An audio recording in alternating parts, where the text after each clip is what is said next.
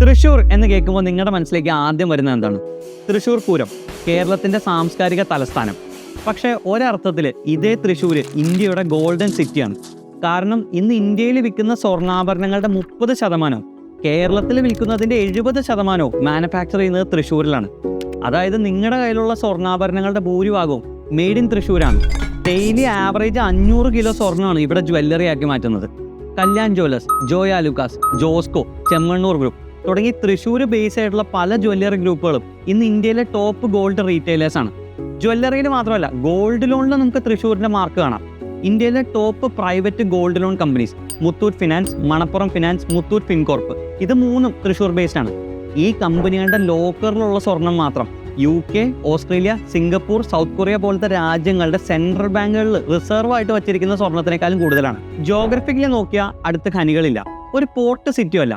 എന്നിട്ടും ഇന്ത്യയിലെ ഒരു പ്രധാന ഗോൾഡ് ഹബ്ബായിട്ട് തൃശ്ശൂർ മാറിയത് എങ്ങനെയാണ്? ലോകത്തിൽ ഏറ്റവും കൂടുതൽ സ്വർണം മേടിക്കുന്ന ആളുകളാണ് മലയാളികൾ. ലക്ഷറി എന്നതിനേക്കാളും ഇൻവെസ്റ്റ്മെന്റ് എന്ന രീതിയിലാണ് നമ്മൾ സ്വർണം മേടിക്കുന്നത്. കഴിഞ്ഞ വർഷം ലോകത്തിൽ മുഴുവൻ വിറ്റത് 2100 ടൺ ഗോൾഡ് ജ്വല്ലറിയാണ്. ഇതിന്റെ 10% വിറ്റത് കേരളത്തിലാണ്. അതായത് വേൾഡിന്റെ പോപ്പുലേഷന്റെ വെറും 0.4% ഉള്ള മലയാളികളാണ് ഇന്റർനാഷണലി വിറ്റ സ്വർണത്തിന്റെ 10% മേടിച്ചത്. ഇന്ത്യയിൽ കഴിഞ്ഞ വർഷം വിറ്റ 563 ടൺ ഗോൾഡ് ജ്വല്ലറിയിൽ 200 ടണ്ണും മേടിച്ചത് മലയാളികളാണ്. സെൻട്രൽ ഗവൺമെന്റിന്റെ ഡാറ്റ പ്രകാരം ആവറേജ് 5.5 കിലോ അരിയാണ് ഒരു മലയാളി ഒരു മാസം കഴിക്കുന്നത്. ഏകദേശം 250-300 രൂപയുടെ അരി. ഡാറ്റാസ് പ്രകാരം ഒരു മലയാളി സ്വർണം മേടിക്കാൻ ആവറേജ് ചെലവാക്കുന്നത് ഒരു മാസം 275 രൂപയാണ്. അതായത് അരി മേടിക്കുന്ന അത്രയും പൈസയുടെ തന്നെ സ്വർണം ഒരു മലയാളി ഒരു മാസം വാങ്ങുന്നുണ്ട്. കയ്യിൽ എക്സ്ട്രാ ക്യാഷ് കിട്ടിയ അപ്പോൾ തന്നെ സ്വർണം മേടിക്കുകയും പൈസയ്ക്ക് ആവശ്യം വന്നാൽ സ്വർണം പണയം വയ്ക്കുകയും ചെയ്യുന്ന മലയാളികളുടെ ശീലം കാരണം കേരളത്തിൽ ഇന്ന് 15,000-ഓളം ജ്വല്ലറികളും അത്ര തന്നെ ഗോൾഡ് ലോൺ സ്ഥാപനങ്ങളും ഉണ്ട്. ഇന്ന് കേരളത്തിൽ കൊടുക്കുന്ന ലോണിൻ്റെ 40% ഗോൾഡ് ലോണാണ്. കേരളത്തിലെ ഏത് ചെറിയ ടൗൺ എടുത്താലും അവിടെ ഒരു ജ്വല്ലറിയും ഒരു ഗോൾഡ് ലോൺ വയ്ക്കാവുന്ന സ്ഥാപനം, ഒരു ബാങ്കോ ഒരു പ്രൈവറ്റ് കമ്പനി ഉണ്ടാകും. മലയാളികളുടെ സ്വർണത്തിനോടുള്ള ഈ അഫക്ഷൻ്റെ ബെനിഫിറ്റ് കിട്ടിയ നഗരം തൃശ്ശൂരാണ്. തൃശ്ശൂരിൻ്റെ ചരിത്രത്തിലെ ഏറ്റവും പ്രധാനപ്പെട്ട ഇൻസിഡൻറ്റ് നടന്നത് 1790-ലാണ്. അന്നത്തെ കൊച്ചി രാജാവായിരുന്ന ശക്തൻ തമ്പുരാൻ അദ്ദേഹത്തിൻ്റെ തലസ്ഥാനം തൃപ്പൂണിത്തുറയിൽ നിന്ന് തൃശ്ശൂരിലേക്ക് മാറ്റി. പുതിയ തലസ്ഥാനമായിട്ടുള്ള തൃശ്ശൂരിനെ ഒരു കച്ചവട കേന്ദ്രമാക്കി മാറ്റാനും അദ്ദേഹം ശ്രമം തുടങ്ങി. ഇതിൻ്റെ ഭാഗമായിട്ട് രാജ്യത്തിലെ പല സ്ഥലങ്ങളിൽ നിന്നും കച്ചവടത്തിൽ എക്സ്പേർട്സ് ആയിട്ടുള്ള സിറിയൻ ക്രിസ്ത്യൻ വിഭാഗത്തിൽപ്പെട്ട ആളുകളെ അദ്ദേഹം തൃശ്ശൂരിലേക്ക് എത്തിക്കുകയും അവർക്ക് കച്ചവടം തുടങ്ങാൻ ആനുകൂല്യങ്ങൾ നൽകുകയും ചെയ്തു. അന്ന് അവർ പ്രധാനമായിട്ടും ചെയ്തിരുന്ന കച്ചവടങ്ങൾ തേക്കും ഫർണിച്ചറും ഗോൾഡും ആയിരുന്നു. പതുക്കെ തൃശ്ശൂർ ഒരു കച്ചവട കേന്ദ്രമായിട്ട് വളരാൻ തുടങ്ങി. പിന്നീട് ഇന്ത്യക്ക് ഇൻഡിപെൻഡൻസ് കിട്ടിയ ശേഷം 1968 അന്നത്തെ Indira Gandhi government gold control act എന്നൊരു നിയമം കൊണ്ടുവന്നു. ഇന്ത്യയിലേക്കുള്ള സ്വർണത്തിൻ്റെ ഇമ്പോർട്ട് കുറയ്ക്കലായിരുന്നു ഇതിൻ്റെ ലക്ഷ്യം.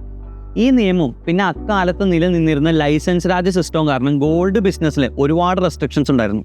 ഇതിനൊരു മാറ്റം സംഭവിച്ചത് 1990-കളിൽ finance minister Manmohan Singh liberalisation policy കൊണ്ടുവന്നപ്പോഴാണ്. ഈ പോളിസി പ്രകാരം ഗോൾഡ് കൺട്രോൾ ആക്ട് പിൻവലിച്ചു. NRIസിന് ചെറിയ ഡ്യൂട്ടി അടച്ച് 10 കിലോ വരെ സ്വർണം കൊണ്ടുവരാനുള്ള പെർമിഷൻ നൽകി. പാരമ്പര്യമായി ഗോൾഡ് ബിസിനസ് ചെയ്തിരുന്ന തൃശ്ശൂരിലെ കച്ചവടക്കാർ ഈ ഓപ്പർച്യൂണിറ്റി യൂസ് ചെയ്ത് ബിസിനസ് എക്സ്പാൻഡ് ചെയ്യാൻ തുടങ്ങി. സ്വർണ്ണ കച്ചവടത്തിൻ്റെയും ജ്വല്ലറി മേക്കിങ്ങിൻ്റെയും സെൻറ്റർ ആയതുകൊണ്ട് തന്നെ NRIസ് കൊണ്ടുവന്ന സ്വർണത്തിൻ്റെ ഭൂരിഭാഗവും എത്തിയത് തൃശ്ശൂരിലാണ്. ഇതും തൃശ്ശൂരിലെ ഗോൾഡ് ബിസിനസ്സിനെ ബൂസ്റ്റ് ചെയ്തു. കച്ചവടം കൂടാൻ തുടങ്ങിയപ്പോൾ ഓർഡർ പ്രകാരം ജ്വല്ലറി ഉണ്ടാക്കി കൊടുക്കുന്ന രീതിക്ക് പകരം ജ്വല്ലറികളിൽ റെഡിമെയ്ഡ് ആഭരണങ്ങൾ വിൽക്കാൻ തുടങ്ങി. ഈ ട്രെൻഡിൻ്റെ ഭാഗമായിട്ട് തൃശ്ശൂരിൻ്റെ ഔട്ട്സ്കേർട്സിൽ അമ്മാടം, പെരുമ്പലശ്ശേരി, ചെറുപ്പ്, ഒല്ലൂര് പോലുള്ള സ്ഥലങ്ങളിൽ ഗോൾഡ് ജ്വല്ലറി മേക്കിംഗ് യൂണിറ്റുകൾ വരാൻ തുടങ്ങി. ഈ യൂണിറ്റുകളിൽ ജോലിക്ക് വേണ്ടി കേരളത്തിൻ്റെ പല സ്ഥലങ്ങളിൽ നിന്നും ഇന്ത്യയിലെ മറ്റ് സംസ്ഥാനങ്ങളിൽ നിന്നും ജ്വല്ലറി മേക്കിങ്ങിൽ എക്സ്പേർട്സ് ആയിട്ടുള്ള ആളുകൾ മൈഗ്രേറ്റ് ചെയ്യാൻ തുടങ്ങി.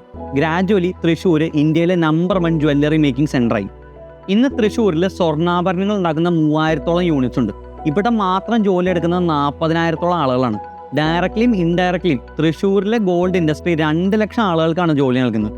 ലോകത്തിൽ ഒരു വർഷം മാനുഫാക്ചർ ചെയ്യുന്ന ടോട്ടൽ ഗോൾഡ് ജ്വല്ലറിയുടെ 7% മാനുഫാക്ചർ ചെയ്യുന്നത് കേരളത്തിലെ തൃശ്ശൂരിലാണ്. തൃശ്ശൂർ ഒരു മേജർ കൊമേഴ്ഷ്യൽ സെൻ്റർ ആയപ്പോൾ ബാങ്കുകളും ചിറ്റ് ഫണ്ട് കമ്പനികളും പോലത്തെ ധനകാര്യ സ്ഥാപനങ്ങളും അവിടെ വളരാൻ തുടങ്ങി. ഇന്ന് കേരളത്തിൻ്റെ ചിറ്റ് ഫണ്ട് ക്യാപിറ്റലാണ് തൃശ്ശൂർ. തൃശ്ശൂരിൽ മാത്രം 1000-കണക്കിന് ചിട്ടി കമ്പനികളാണ് രജിസ്റ്റർ ചെയ്തിട്ടുള്ളത്. ബാങ്കുകളുടെ കേസ് നോക്കിയാൽ Catholic Syrian bank, South Indian bank, Dhanlaxmi bank, ESAF പോലത്തെ പല ബാങ്കുകളുടെയും ഹെഡ്ക്വാർട്ടേഴ്സ് തൃശ്ശൂരാണ്. 1 ലക്ഷം കോടി രൂപ ആനുവൽ റവന്യൂ ഉള്ള കേരളത്തിൻ്റെ ഗോൾഡ് ബിസിനസ്സിൻ്റെ സെൻ്ററാണ് ഇന്ന് തൃശ്ശൂർ. ഇത്രയും റവന്യൂ ഉള്ളൊരു ഇൻഡസ്ട്രി ആണെങ്കിലും ഈ ഇൻഡസ്ട്രി ഇന്ന് പല പ്രശ്നങ്ങളും ഫേസ് ചെയ്യുന്നുണ്ട്. ഒന്ന്, ടാക്സ് വെട്ടിപ്പ്.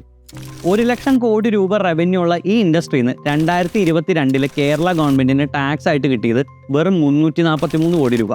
2023 383 കോടി. ഏറ്റവും കൂടുതൽ ടാക്സ് എവേഷൻ നടക്കുന്ന ഒരു ഇൻഡസ്ട്രിയാണ് ഗോൾഡ് ഇൻഡസ്ട്രി. 2024 ഒക്ടോബറിൽ തൃശ്ശൂരിൽ പല ഗോൾഡ് ജ്വല്ലറി മാനുഫാക്ചറിങ് യൂണിറ്റുകളിലും ഒരേ സമയം നടന്ന കേരളത്തിലെ ഏറ്റവും വലിയ GST റെയ്ഡിൽ പിടിച്ചത് കണക്കിപ്പെടാത്ത 120 കിലോ സ്വർണ്ണമാണ്. GST നിലവിൽ വന്നതിന് ശേഷം ഏതൊരു കമ്മോഡിറ്റി ട്രാൻസ്പോർട്ട് ചെയ്യണമെങ്കിലും ഇ-വേ ബില്ല് വേണം. പക്ഷേ ഗോൾഡിന് അത് വേണ്ടായിരുന്നു. ഇപ്പോൾ 2025 ഗോൾഡിനും ഈ സിസ്റ്റം ഇൻട്രൊഡ്യൂസ് ചെയ്തത് വഴി ഒരു പരിധിവരെ ഈ ടാക്സ് എവേഷൻ കുറയ്ക്കാൻ പറ്റുമെന്നാണ് ഗവൺമെൻറ് പ്രതീക്ഷിക്കുന്നത്. ഈ ടാക്സ് വെട്ടിപ്പിന് കാരണമാകുന്ന മറ്റൊന്നാണ് കള്ളക്കടത്ത്. ഏറ്റവും കൂടുതൽ സ്മഗ്ലിംഗ് നടക്കുന്ന ഒരു കമ്മോഡിറ്റിയാണ് ഗോൾഡ്. കഴിഞ്ഞ 5 വർഷം കേരളത്തിലെ എയർപോർട്ടുകളിൽ മാത്രം പിടിച്ചത് 2750 കിലോ ഗോൾഡാണ്. ഈ സ്മഗ്ലിങ്ങും ടാക്സ് എവേഷനും കൺട്രോൾ ചെയ്ത് ഗവൺമെൻറ്റിന് കിട്ടുന്ന ടാക്സ് റവന്യൂ മാക്സിമൈസ് ചെയ്യാൻ സാധിച്ചാൽ മാത്രമേ ഇത്രയും വലിയൊരു ഇൻഡസ്ട്രിയുടെ ഫുൾ ബെനിഫിറ്റ് നമ്മുടെ സൊസൈറ്റിക്ക് കിട്ടുകയുള്ളൂ. രണ്ടാമത്തെ പ്രശ്നം ഗവൺമെൻറ്റിൻ്റെ സൈഡിൽ നിന്നുള്ള എഫേർട്സാണ്.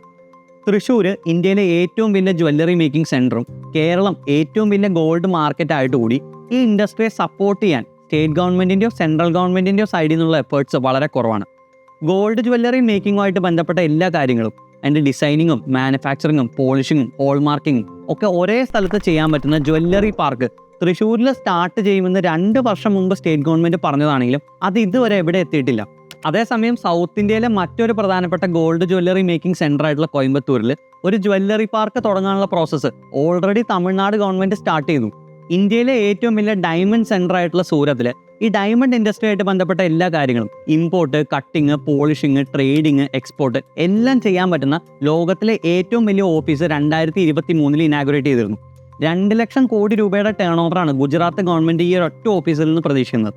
ഇന്ത്യയിലെ ഏറ്റവും വലിയ കസ്റ്റംസ് ക്ലിയറൻസ് സെൻ്റർ ഉള്ളതും ഈ ഓഫീസിൻ്റെ ഉള്ളിലാണ്. ഇതുപോലത്തെ ഇനിഷ്യേറ്റീവ്സാണ് കേരളത്തിലെ ഗോൾഡ് ഇൻഡസ്ട്രിക്കും വേണ്ടത്. അതിന് ഗവൺമെൻറ്റിൻ്റെ ഭാഗത്തുള്ള സപ്പോർട്ടും എഫേർട്ടും വേണം. മൂന്നാമത്തെ പ്രശ്നമാണ് എക്കോസിസ്റ്റത്തിൻ്റെ അഭാവം. ഏതൊരു ഇൻഡസ്ട്രി ഡെവലപ്പ് ചെയ്യണമെങ്കിലും അതിന് സ്യൂട്ടബിൾ ആയിട്ടുള്ള ഒരു എക്കോസിസ്റ്റം വേണം. ഈ സപ്പോർട്ടിംഗ് എക്കോസിസ്റ്റത്തിൻ്റെ ഒരു ഭാഗമാണ് സ്കിൽ ഡെവലപ്മെൻറ്റും ട്രെയിനിങ്ങും. ടെക്നോളജി അഡോപ്റ്റ് ചെയ്താൽ മാത്രമേ ഏതൊരു ഇൻഡസ്ട്രിയും ഗ്രോ ചെയ്യുള്ളൂ. തൃശ്ശൂർ ഇന്ന് ഇന്ത്യയിലെ ഏറ്റവും വലിയ ജ്വല്ലറി മേക്കിംഗ് സെൻ്റർ ആണെങ്കിലും ഇവിടെ വർക്ക് ചെയ്യുന്നതിൽ ഭൂരിഭാഗം ആളുകളും ട്രഡീഷണൽ ആർട്ടിസാൻസ് ആണ്. ഇതിലേക്ക് ന്യൂ ജനറേഷനെ അട്രാക്ട് ചെയ്യാൻ പറ്റിയില്ലെങ്കിൽ പതിയെ ഈ ഇൻഡസ്ട്രി ഇല്ലാതാകും.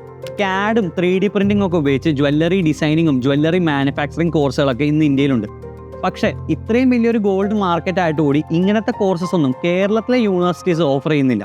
Textile engineering, textile design, fashion technology, fashion designing, textile quality management പോലുള്ള കോഴ്സുകൾ വരാൻ തുടങ്ങിയപ്പോൾ സ്കിൽഡ് ആയിട്ടുള്ള മാൻ പവറും ടെക്നോളജി ചേഞ്ചും വഴി ടെക്സ്റ്റൈൽ ഇൻഡസ്ട്രിയിൽ വന്ന പോലത്തെ ഒരു മാറ്റമാണ് നമ്മുടെ ഗോൾഡ് ഇൻഡസ്ട്രിയിലും വരേണ്ടത്. അങ്ങനെ ഒരു മാറ്റം വന്നാൽ മാത്രമേ നമുക്ക് മറ്റ് രാജ്യങ്ങളുമായിട്ട് കോമ്പീറ്റ് ചെയ്യാൻ പറ്റുള്ളൂ. മലയാളികൾക്കും തൃശ്ശൂരിനും ഇന്നും ഇന്നലെയും തുടങ്ങിയതല്ല സ്വർണ്ണമായിട്ടുള്ള ഈ ബന്ധം. ഏൻഷ്യൻ്റ് ഇന്ത്യയിലെ പ്രധാന തുറമുഖ നഗരങ്ങളിൽ ഒന്നായിരുന്ന മുസിരിസ് സ്ഥിതി ചെയ്തിരുന്നു എന്ന് പറയപ്പെടുന്നത് തൃശ്ശൂരിൽ നിന്നും വെറും 40 കിലോമീറ്റർ മാത്രം ദൂരത്തുള്ള കൊടുങ്ങല്ലൂരിലാണ്. Traditional textbooks is considered to be a seat of civilization. This site flourished as one of the major ports to the spice trade. It was at one of the pivotal points between the East and West trade. The port was very prosperous until it disappeared in the 14th century. Muziris തുറമുഖത്തിന് റോമ സാമ്രാജ്യമായിട്ട് വരെ trade ഉണ്ടായിരുന്നു. കേരളത്തിലെ സ്പൈസസിന് പകരമായിട്ട് റോമിൽ നിന്ന് സ്വർണം വന്നിരുന്നതായിട്ട് Roman ടെക്സ്റ്റുകളിലും സംഘം കാലത്തെ കവിതകളിലും പറയുന്നുണ്ട്. മുസിരിസ് ട്രേഡ് റൂട്ടിൻ്റെ ഒരു ഭാഗമായിരുന്നു തൃശ്ശൂർ. ചരിത്രത്തിൽ പല ഉയർച്ചതാഴ്ചകൾ ഫേസ് ചെയ്തെങ്കിലും ഇന്ന് ഇന്ത്യയിലെ സ്വർണ്ണ വ്യാപാരത്തിൻ്റെ തലസ്ഥാനമാണ് തൃശ്ശൂർ. സ്വർണത്തിന് തൃശ്ശൂരും കയറിന് ആലപ്പുഴയും പ്ലൈവുഡിന് പെരുമ്പാവൂരും പോലെ കേരളത്തിലെ ചില സ്ഥലങ്ങൾ ചില സ്പെസിഫിക് ഇൻഡസ്ട്രീസിന് ഫേമസ് ആണ്. പുതിയ ഇൻഡസ്ട്രീസിനും ഇൻഡസ്ട്രിയൽ ഹബ്സിനും വേണ്ടി പുഷ് ചെയ്യുന്നതിന് പകരം ഈ സെൻറ്റേഴ്സ് വികസിപ്പിച്ചെടുക്കാൻ നമുക്ക് സാധിച്ചാൽ നമ്മൾ സ്വപ്നം കാണുന്ന വികസിത കേരളം ഒരു റിയാലിറ്റി ആക്കി മാറ്റാൻ നമുക്ക് പറ്റും.